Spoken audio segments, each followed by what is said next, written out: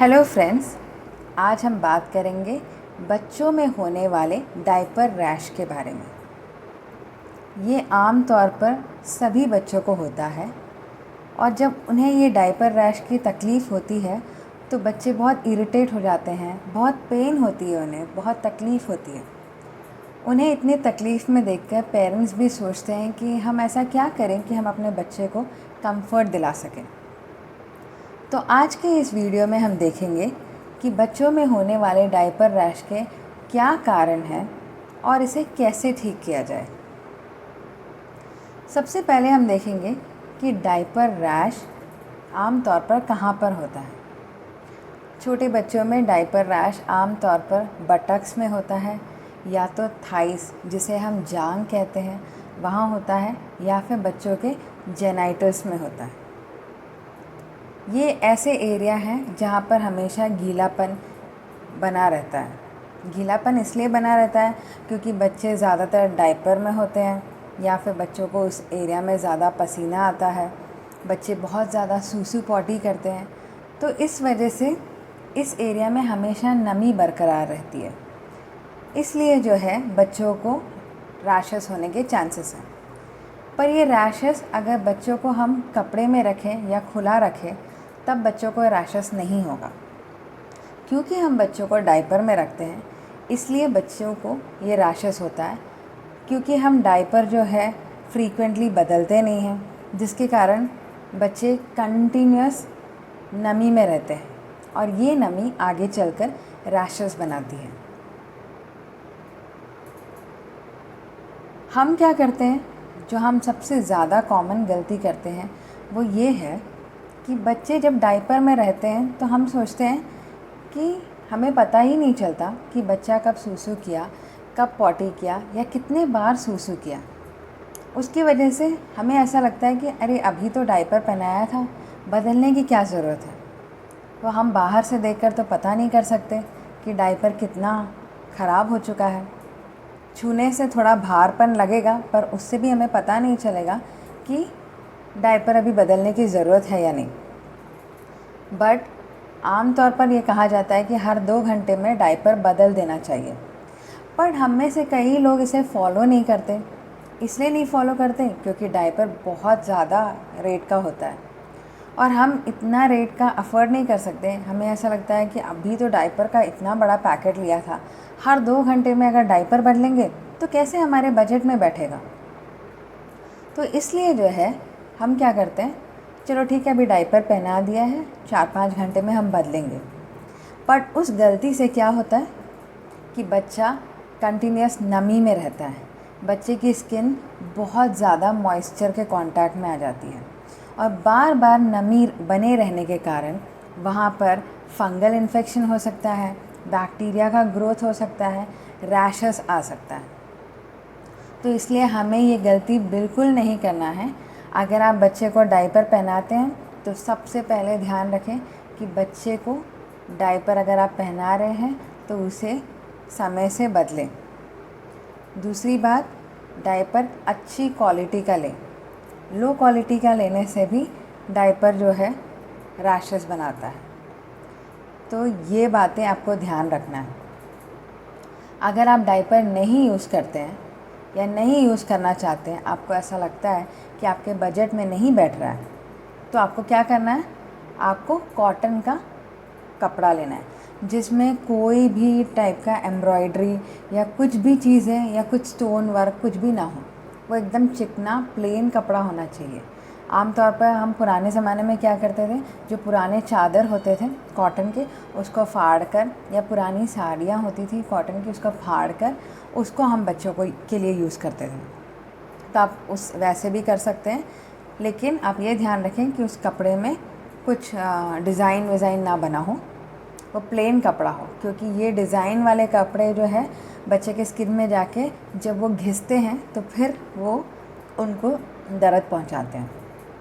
तो इसलिए आपका कपड़ा बिल्कुल प्लेन सादा होना चाहिए, कॉटन कपड़ा होना चाहिए और कोई मटेरियल का कपड़ा ना यूज़ करें। कॉटन कपड़ा बच्चों के लिए बहुत अच्छा होता है, बड़ों के लिए भी कॉटन कपड़ा ही अच्छा होता है, क्योंकि कॉटन कपड़े में नमी सोखने की क्षमता होती है।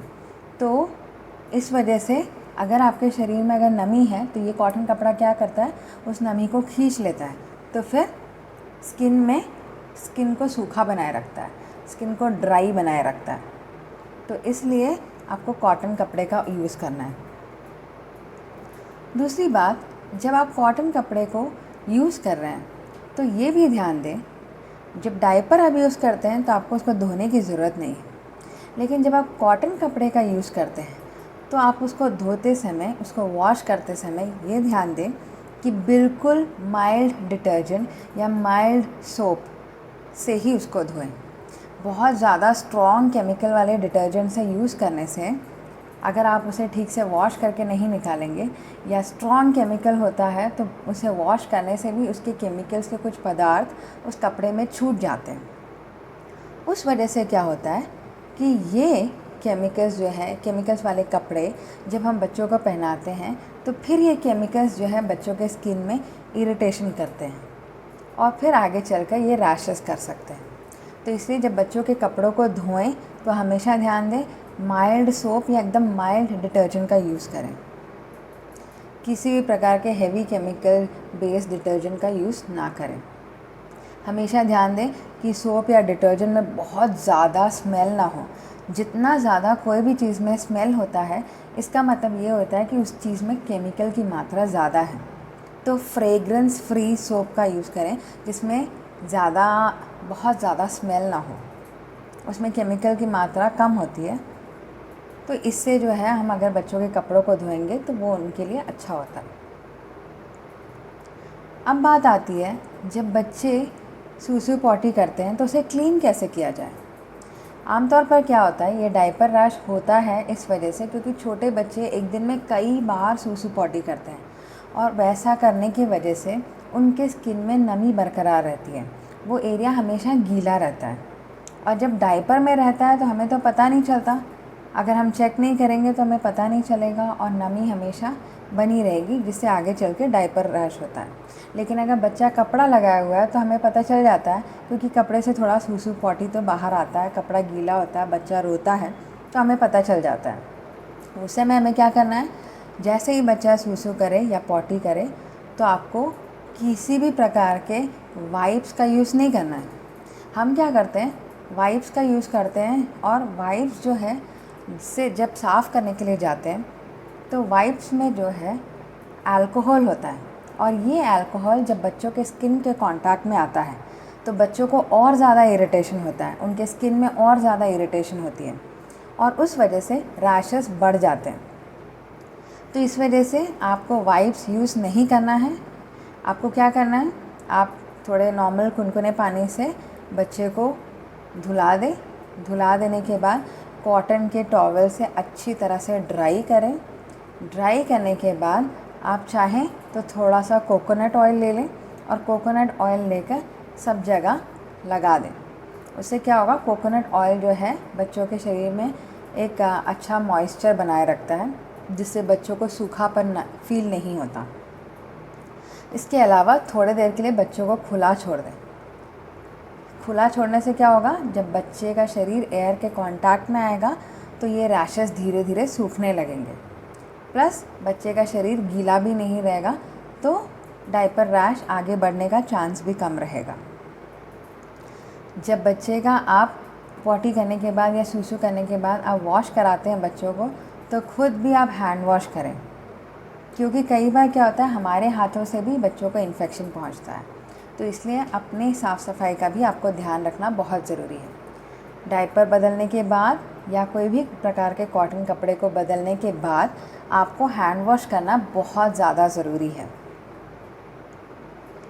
इसके बाद एक और रीज़न है बच्चों को डायपर रैश होने का, वो ये है कि बच्चे जब एंटीबायोटिक्स लेते हैं, आमतौर पर क्या होता है कि बच्चे छोटे रहते हैं तो उन्हें बहुत सारे इन्फेक्शन होते हैं और बहुत इन्फेक्शन होने की वजह से हम उन्हें जब डॉक्टर के पास लेकर जाते हैं तो डॉक्टर बताते हैं कि इनको इन्फेक्शन है और आमतौर पर डॉक्टर एंटीबायोटिक लिख कर देते हैं। एंटीबायोटिक जब लिख कर देते हैं तो हम बच्चे के इन्फेक्शन को तो दूर कर देते हैं, पर एंटीबायोटिक क्या करता है, शरीर में जाकर हमारे स्टमक में, पेट में कुछ अच्छे बैक्टीरिया होते हैं जो हमको पाचन में मदद करते हैं। ये अच्छे बैक्टीरिया को भी एंटीबायोटिक ख़त्म कर देता है। और जब ये अच्छे बैक्टीरिया ख़त्म हो जाते हैं तो धीरे धीरे हमें पाचन की प्रॉब्लम होती है। और ये किस फॉर्म में आता है? लूज़ मोशन के फॉर्म पे। तो इसलिए देखना, जब बच्चे एंटीबायोटिक्स लेते हैं तो उनको लूज़ मोशन की तकलीफ़ होती है। ऐसे समय में भी बच्चों को रैशेस होने के चांसेस हैं। तो इसलिए मैं आपको सिर्फ यही बोलूँगी कि आप डायपर तभी पहनाएं जब आपको ज़रूरी है। बाकी समय बच्चे को या तो कपड़ा लगा कर रखें या खुला छोड़ दें। थोड़ी देर के लिए खुला छोड़ दीजिए। कपड़े से बने डायपर को यूज़ कर सकते हैं, या कोई कपड़ा लपेट सकते हैं, या लंगोट लपेट सकते हैं। बट डायपर का प्रयोग आप तभी करें जब आपको ज़रूरी लगता है। इसके अलावा जब हम बच्चों को कोई नया खाना देते हैं, नया फूड देते हैं, जैसे 6 महीने के बाद जब बच्चा ब्रेस्ट फीडिंग कंप्लीट कर लेता है और उसके बाद 7वें महीने में बच्चे को हम नए नए फूड देते हैं, नए नए फूड टेस्ट कराते हैं, तो कई बार क्या होता है, बच्चों को किसी किसी फूड से एलर्जी हो जाती है। तो उससे क्या होता है, एलर्जी की वजह से भी बच्चों को लूज़ मोशन होता है और फिर रैशेस होता है। तो इसलिए इस बात का भी हमें ध्यान देना है कि कहीं रैशेस जो है किसी फूड के एलर्जी के कारण तो नहीं हो रहा। मैं आपको सिर्फ यही सलाह दूंगी कि आप अपने बच्चे को डायपर रैश से अगर बचाना चाहते हैं तो डायपर तभी यूज़ करें जब बच्चा लंबी नींद ले रहा होगा। जैसे कि अगर आपका बच्चा रात को ज़्यादा देर तक सोता है तो आप क्या कर सकते हैं, रात को समझ लीजिए आपका बच्चा 9 बजे सोता है और सुबह 5 या 6 बजे उठता है, तो आप उस समय उन्हें डायपर पहना सकते हैं। इसलिए क्योंकि बच्चा जो है, अगर हम रात को सोते समय उन्हें कपड़ा लगाएंगे तो कपड़े के अंदर सूसू या पॉटी सोखने की क्षमता नहीं होती है, तो बच्चा बार बार रात को उठेगा और बच्चे की नींद पूरी नहीं हो पाएगी। तो इस वजह से आपको क्या करना है, आप जब बच्चा लंबी नींद ले रहा होगा उस समय के लिए आप डायपर यूज़ कर सकते हैं, ताकि बच्चा बार बार गीलेपन की वजह से नींद में उसको डिस्टर्बेंस ना हो। और बीच में आप रात को चेक करके देखें, अगर बच्चे ने पॉटी किया है तो उसे बदलें, क्योंकि अगर बच्चे ने पॉटी की है और आप सुबह तक उसे रखे हुए हैं तो उससे भी बच्चे के शरीर में गीलापन बना रहेगा और वो आगे चल के रैशेस बनाएगा। तो ये आपको चेक करना है। आप चाहें तो रात को अगर लगे कि डायपर भारी हो गया है तो बदल सकते हैं डायपर, और अगर बच्चे ने पॉटी कर दिया है तब भी आपको डायपर बदलना है। इसके अलावा बाकी जैसे दोपहर के टाइम पे या बाकी टाइम पे आपका बच्चा बहुत ज़्यादा लंबी नींद नहीं लेता है तो आप बच्चे को कपड़े में रखें, कपड़े से लपेट के रखें या फिर लंगोट पहना कर रखें। ऐसी कोई भी चीज़ जो कपड़े की बनी हुई है, उससे क्या होगा, वहाँ की नमी भी वो कपड़ा सोख लेगा और बच्चे को रैशेस होने के चांसेस कम हो जाएंगे। इसके अलावा अगर बच्चा आपका दोपहर को भी लंबी नींद लेता है तो आप उस समय भी थोड़ी देर के लिए डायपर यूज़ कर सकते हैं ताकि उसकी नींद डिस्टर्ब ना हो। पर बाकी ऐसे कोई भी वक्त जिसमें वो शॉर्ट स्लीप लेता है, छोटी छोटी नींद लेता है, तो उस वक्त आप उसे कपड़े में ही सुलाएं। और हमेशा एक बार आप बच्चे को वॉश कर देते हो, उसके बाद कॉटन के कपड़े से उसको अच्छी तरह से ड्राई करें। ऐसे घिसे नहीं, घिस के उसको पोछे नहीं। जब आपको बच्चों को पोछना है तो हमेशा कॉटन से लेके पैटिंग कीजिए, ऐसे दबा कर पोछिए। आप घिसेंगे तो क्या होगा, बच्चों की स्किन बहुत पतली होती है तो वो छिल जाएगी, तो इससे आपको घिसना नहीं है, आपको ऐसे दबा कर पोछना है। पोंछने के बाद आप क्या कर सकते हैं, वहाँ पर कोकोनट ऑयल लगा कर रख सकते हैं। अगर आपके बच्चे का डायपर रैश कोकोनट ऑयल से नहीं जा रहा है तो आप चाहें तो डायपर रैश का क्रीम भी यूज़ कर सकते हैं, जो मार्केट में अवेलेबल होता है।